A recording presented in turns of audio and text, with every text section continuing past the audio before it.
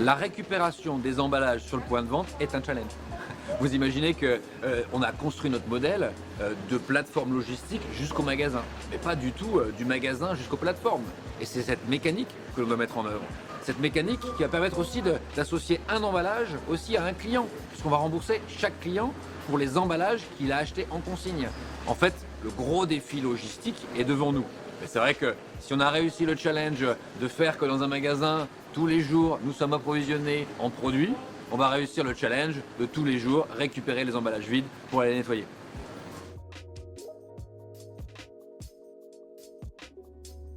Pour réussir le challenge de démocratiser la consigne, il est essentiel d'abord de travailler sur le prix. Nous devons avoir un client qui identifie le mode de consommation par consigne, par réutilisation, comme un mode de consommation plus économique. Ça, c'est la base. Ensuite, maintenant, il faut réussir à rester dans les codes de consommation, avec une bouteille, une belle bouteille, un objet qui plaît au consommateur. Et puis après, si ce modèle fonctionne, si les consommateurs adhèrent, si le système de consigne devient naturel, eh bien, il nous faudra à nous standardiser, peut-être arriver à des choses plus standards entre les marques pour réussir à faire que l'impact du nettoyage soit plus simple, que l'écosystème se crée et soit un écosystème beaucoup plus standard. Et peut-être que le monde que l'on est en train de créer est un monde dans lequel les emballages seront standardisés, on se différenciera sur autre chose, en tout cas sur la qualité du produit, c'est sûr, mais aussi peut-être sur le packaging, l'habillage, etc. Donc, en tout cas, le monde qui est devant nous, le monde de la consigne, est un monde d'opportunités pour les marques.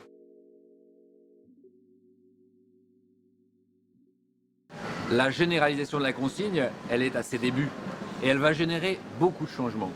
On l'a déjà dit, des changements logistiques, etc., mais beaucoup de changements même peut-être dans la perception des clients, même peut-être dans l'offre. Vous allez peut-être avoir moins d'offres, une offre plus réduite, on n'en sait rien. Ce qui est intéressant dans le monde de la consommation, c'est qu'il faut lancer l'idée, il faut la rendre visible, il faut que les clients y adhèrent. Et après, la magie s'opère. En fait, le monde change, la consommation change. Et bien sûr que la consigne va être un levier important de changement dans les 5 prochaines années sur les modes de consommation de manière générale.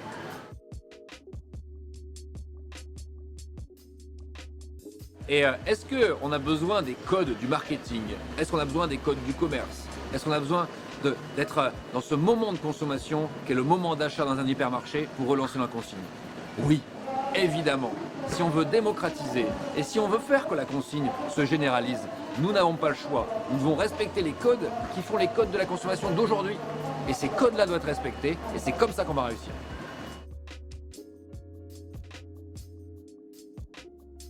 Le mode de consommation par réutilisation, par consigne est bien plus qu'envisageable. Il est nécessaire.